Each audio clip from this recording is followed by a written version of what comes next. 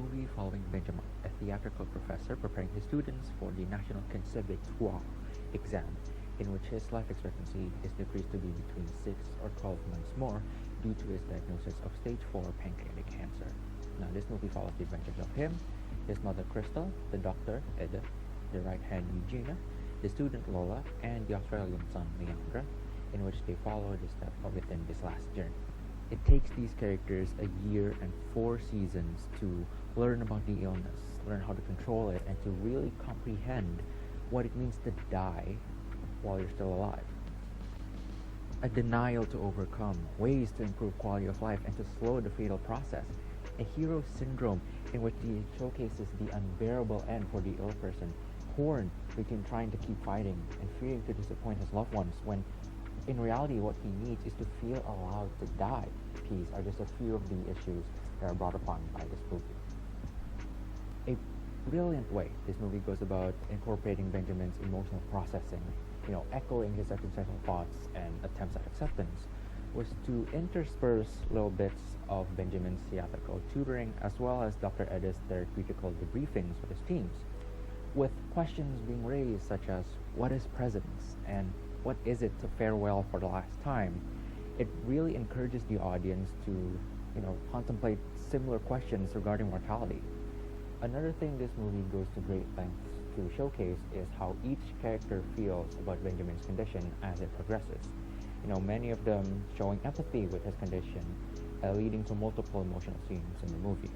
For example, the scene where Lola visits Benjamin in the hospital, complaining about his substitute, practicing her lines with her while eventually breaking down when the dialogue practice is overlapping with how she really feels at that moment. How would you feel if you were in the spot? How should you feel when you're in the spot? What is the word that I have? What's empathy? Hi, I'm a fireman, and according to this very scientific diagram, empathy is when you have a sphere, while a sympathy is when you have a cube. Now I'm just joshing about, unfortunately, unlike shapes which definitely have clear boundaries for properties. Empathy, as of currently, does not have a consistent definition yet, as it spans multiple dimensions, and attempts to try to define it might lead to inaccurate definitions. But what we do know is that it is most definitely other-oriented, as it encompasses the ability to try to understand and to vicariously experience the feelings of another person, and this often contains overlapping concepts of sympathy, emotional contagion, and compassion, further divided into cognitive as well as affective empathy. Empathy is often misconstrued to its sister conceptions, such as emotional contagion or sympathy. Now, genuine empathy, as opposed to simple emotional contagion, requires the capacity to distinguish between oneself and the other. In the case of sympathy, according to Adam Smith's appraisal theory of emotion, Smith argues that the empathetic emotions are not based on how we perceive the other state, but rather they are based on how we interpret the other situations. If this is true, then non-matching emotional responses are no longer a problem. The observer's emotion is not limited to what the target feels, but instead it can be any emotion that the observer's interpretations of the target situation can produce. Generally speaking, empathy consists of characteristics such as the tendency to take in or share the feelings of others, the ability to cognitively understand those feelings, and the ability to act pro-socially based on those feelings. But how do these feelings arise? Well, as it is still a developing field, no really clear-cut answer can be given. However, some very interesting findings have led to possible causes and possible explanations as to the mechanisms underlying empathy in our brain. For example, different areas or structures of the brain have been shown to be associated with the different kinds of other-oriented emotions.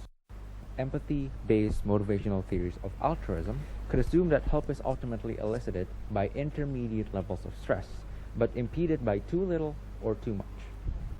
This is shown in the scene with Benjamin's mom and Benjamin Clever, with both of them being heated when Benjamin's mom tells Benjamin Clever the news, and if being related to someone is a trait, then that too seems to affect our empathetic responses, as we are more likely to empathize with those akin to us than strangers. However, it is not always the case, as we can tend to empathize with strangers more than people akin to us, depending on different factors. Now, this is all very interesting. However, what I find more interesting is the emotional role played by his care provider, Dr. Edit. Seeing him talk so candidly about patients dying, aftermath with relatives, and him reacting to the news that the patient that he has been caring for about a year now has suddenly passed while he's on his way to a relative's wedding seems a bit too distant. There's also a scene of him leaking patient information, but I think we'll just gloss over that, yeah. So, what gives? It has been acknowledged that empathy has a critical role in the physician-patient relationship and often leading to positive impact on health outcomes. However, it can be sometimes mandatory even to suppress one's empathetic response in clinical interactions, and particularly in situations where clinicians' interventions have to inflict pain on the patient. Usually, a minimal amount of empathy is required to help physicians understand the subjective states of the patients. On the other hand, too much emotional empathy can lead to burnout and compassion fatigue, leading to an inability to maintain clear distinctions between self and others. And I can't imagine this to be an easy thing to reflect to as well. And one thing that I haven't been able to shake my mind of is the possibility of me dealing with situations like these as a medical student or as a medical professional in my future. This is something that I've been prepared for since day one, with modules and seminars teaching me that empathy and compassion for others is important. And on some level, I understand the feeling of loss. I've lost people who are close to me before. Not in the same circumstances, but I understand that feeling of emptiness and really not knowing what to do next. So one line that really stuck with me throughout the whole movie was the question presented by Benjamin. What is presence? What does it mean to be present? I like this line because I can't answer it. To conclude this video essay, I'll like to repeat the 5 last words that Benjamin ever said. And to anybody who speaks French who is watching, I'm sorry. Pardonne-moi. Je te pardonne. Je t'aime. Merci. Au revoir.